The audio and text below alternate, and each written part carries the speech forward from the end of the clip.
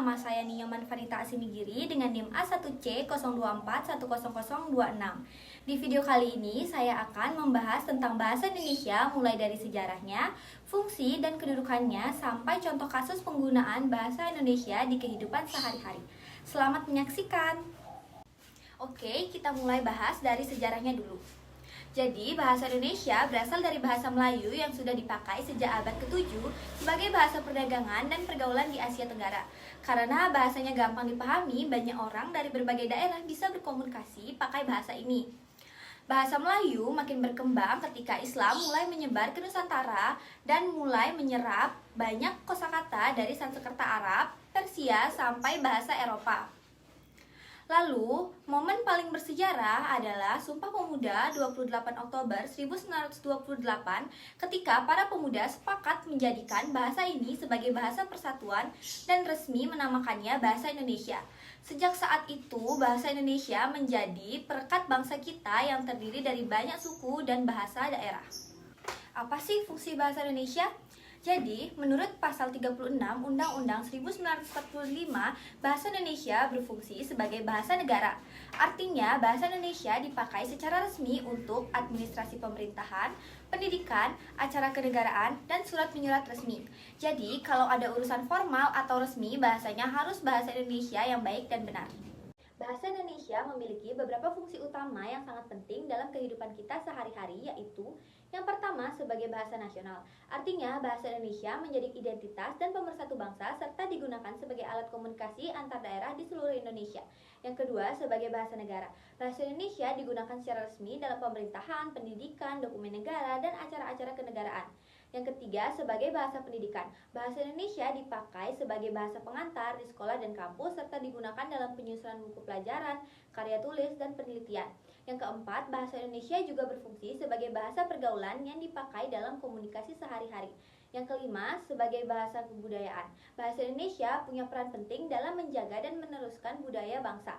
Melalui bahasa, berbagai karya sastra, cerita rakyat, tradisi, adat istiadat, dan nilai-nilai moral dapat diwariskan dari generasi ke generasi. Tanpa bahasa, banyak budaya dan pengetahuan yang lama yang bisa hilang karena tidak terdokumentasikan atau tidak disampaikan lagi. Selanjutnya, kedudukan bahasa Indonesia sebagai bahasa negara ditetapkan pada 18 Agustus 1945 bersama dengan pengesahan Undang-Undang Dasar 1945 di bab 15 pasal 36 tertulis bahasa negara ialah bahasa Indonesia. Jadi, kedudukannya sangat penting karena menjadi identitas dan simbol kedaulatan bangsa. Sekarang kita bahas ragam bahasa. Ragam bahasa maksudnya bahasa yang dipakai berbeda-beda tergantung situasi dan kebutuhan. Contohnya berdasarkan media seperti media lisan dan tulisan. A. Media lisan.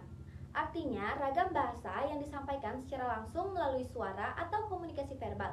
Biasanya bersifat spontan, lebih bebas, dan tidak selalu mengikuti struktur bahasa yang sangat baku. Contohnya percakapan sehari-hari dengan teman, diskusi dan tanya jawab di kelas, pidato atau wawancara, dan guru menjelaskan pelajaran di depan kelas. Yang B. Media tulisan. Artinya, ragam bahasa yang disampaikan melalui tulisan bersifat lebih terstruktur, terencana, dan biasanya lebih baku karena dapat dibaca ulang.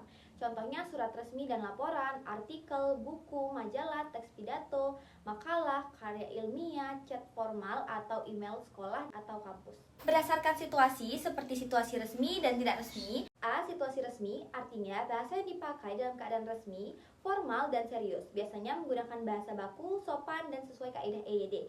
Contohnya pada saat upacara kenegaraan atau pidato resmi, rapat organisasi, presentasi akademik di kelas, dan surat lamaran kerja atau dokumen resmi. Yang B. Situasi tidak resmi. Artinya, bahasa yang dipakai dalam kegiatan santai tidak terlalu terikat aturan bahasa baku dan sering bercampur dengan bahasa gaul atau bahasa daerah. Seperti chattingan dengan teman menggunakan kata WKWK atau by the way. Berdasarkan topik seperti topik ilmiah, pendidikan, hiburan, ekonomi, dan yang terakhir berdasarkan kelompok sosial seperti bahasa anak muda, bahasa daerah, dan bahasa profesi. Ragam bahasa berdasarkan kelompok sosial. Artinya, bahasa yang digunakan oleh kelompok masyarakat tertentu sesuai lingkungan sosialnya yang menunjukkan identitas kelompok. Misalnya, bahasa anak sekolah, OTW kelas woi, atau bahasa komunitas gamers, push rank yuk. Ragam bahasa berdasarkan daerah. Artinya, bahasa yang dipengaruhi dialek dan logat daerah tertentu dalam bahasa Indonesia. Contohnya, misalnya daerah Jawa. Nggih, sampun, gak usah repot. Ragam bahasa berdasarkan profesi. Artinya, bahasa yang digunakan oleh kelompok sesuai dengan bidang pekerjaan atau keahliannya. Biasanya mengandung istilah khusus. Contohnya pada bidang kedokteran yaitu diagnosis, operasi pasien stabil.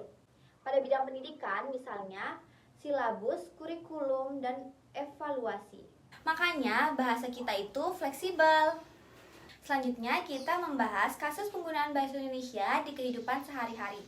Sekarang ini penggunaan bahasa Indonesia baku mulai jarang dipakai, terutama di kalangan pelajar dan remaja. Kebanyakan lebih sering pakai bahasa gaul, campuran bahasa asing, atau bahasa daerah. Pengaruhnya berasal dari media sosial, pergaulan, dan kebiasaan ngobrol santai. Akibatnya, kemampuan menggunakan bahasa Indonesia yang baik dan benar jadi menurun, terutama saat presentasi, menulis tugas, atau komunikasi formal. Dan ini bisa bikin penyampaian informasi jadi kurang jelas dan kurang profesional. Untuk mengatasi masalah tersebut, ada beberapa langkah sederhana yang bisa kita lakukan, yaitu yang pertama, mulai dari diri sendiri, coba sisipkan bahasa baku sedikit demi sedikit saat berbicara atau chat supaya lebih jelas dan sopan. Yang kedua, gunakan bahasa baku saat momen penting seperti rapat atau presentasi agar terlihat profesional dan menghargai lawan bicara. Yang ketiga, saling mengingatkan dengan cara santai kalau ada kesalahan kata atau penggunaan bahasa yang kurang tepat. Yang keempat, manfaatkan media sosial untuk bikin caption yang pakai bahasa baku tetapi tetap keren dan gaul agar bahasa baku nggak terkesan kaku.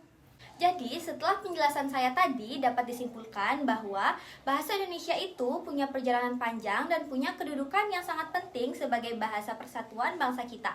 Tugas kita sebagai generasi muda adalah menggunakannya dengan baik, bukan sekedar mengerti tetapi juga bangga pakai bahasa sendiri. Terima kasih sudah menonton. Jangan lupa pakai bahasa Indonesia, bahasa yang mempersatukan kita semua.